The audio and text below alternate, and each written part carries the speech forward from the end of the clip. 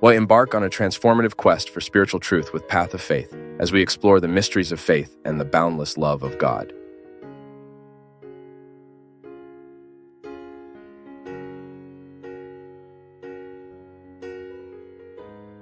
Often, we kill our life, or kill the opportunity to live well, because we are not able to read correctly what time is asking of us. Because that's how it is. Everyday time will ask us for something. And it's this attentive look that gives us this condition, this clarity to perceive what today is truly calling my name. What is it today that is truly calling for me?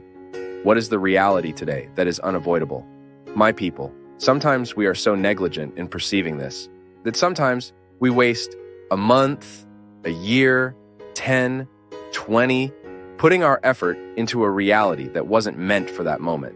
And that's why it's so interesting for us to develop the ability to say no and to say yes. That this is an ability that only maturity brings us. That sometimes because we are immature, we don't even know how to say no. We don't know how to look at the urgencies of time. So we live to please others? No. Before pleasing others, you need to perceive what life is asking of you. That not always what you can do to please the other is in line with what life is asking of you. Even for us to grow, we have to have the courage to cut many things. Sacred scripture says, a time to kill, a time to give birth. Everything depends on the keen perception that we need to have to look at the present moment and discover what truly deserves our effort. How many times in my life have I put my effort in the wrong place, in the wrong issue? And then there's no way to be happy. There's no way for me to discover contentment, knowing that my effort wasn't where it should have been. There's no possibility for me to feel fulfilled, to feel good about my choices. Because what will make me feel good is to look at the context of my choices and be comfortable with what was chosen.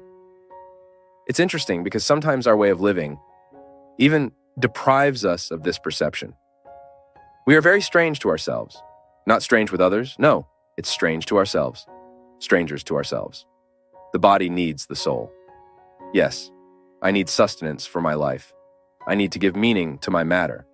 I need to put soul into everything that I am. Even in the house where I live, and life has taught me that the house is not a conglomerate of walls. The house is a feeling that occurs to me. It's not just a material construction, no. When I enter within those walls that I built with my work, there I identify the soul that sustains me. It's a feeling that occurs to me. I'm sure we all experience this. When we open the door of the house, when we enter, it's a good feeling that occurs to us. That's soul. It's when matter is full of meanings. It's when we start to attribute a meaning that goes beyond the walls, the furniture, the roof, the siding, the garden, the front gate. It's a feeling that occurs to us.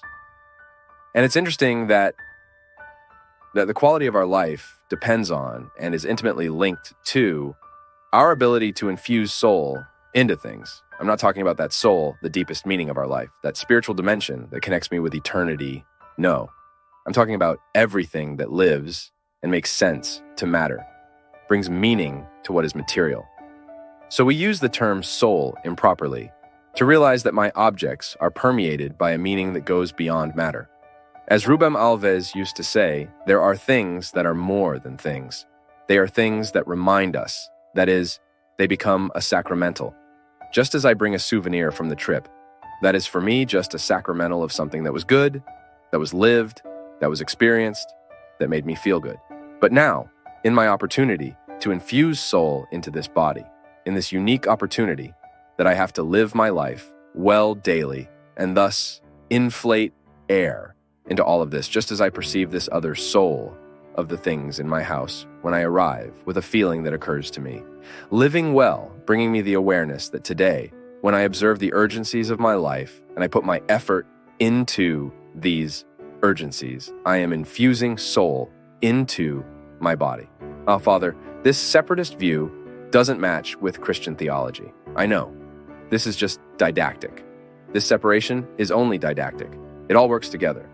Body and soul are, although distinct realities, they work together. It's unity. We proclaim the unity of all this.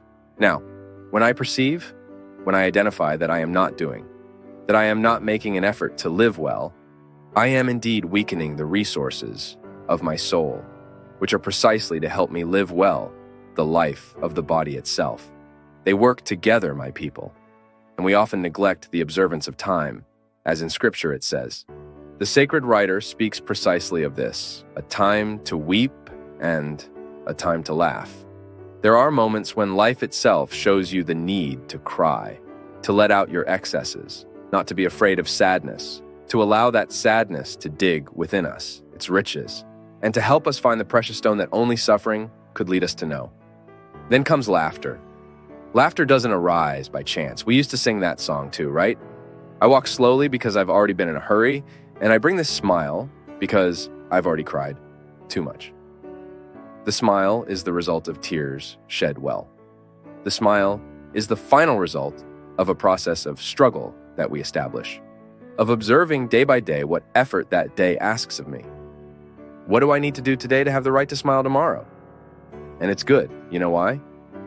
Because as we are going through the tough times, knowing that they will be constructive, small smiles are already born along this process.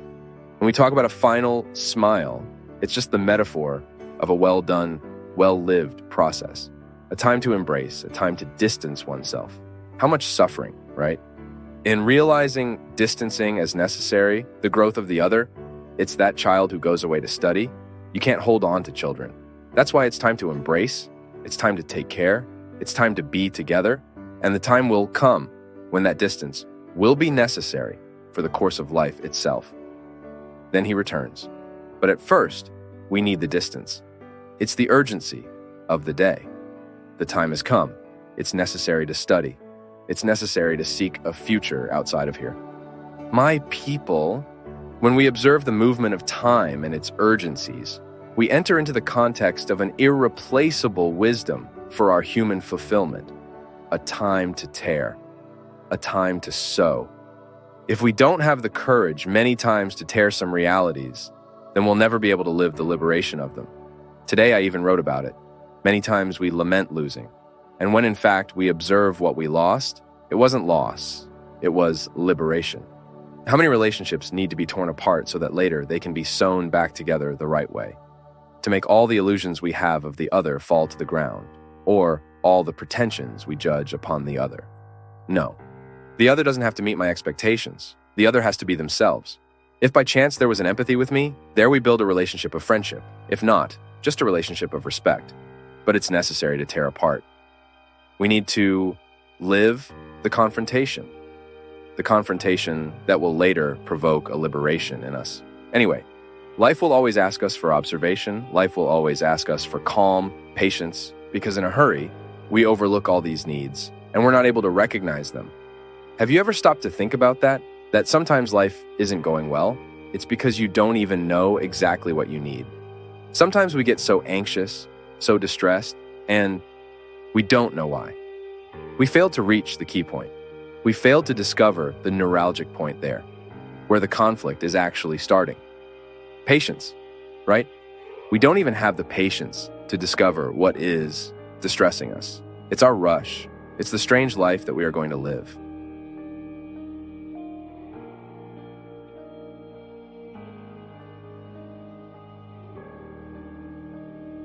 Thank you for joining us on this enlightening journey at Path of Faith.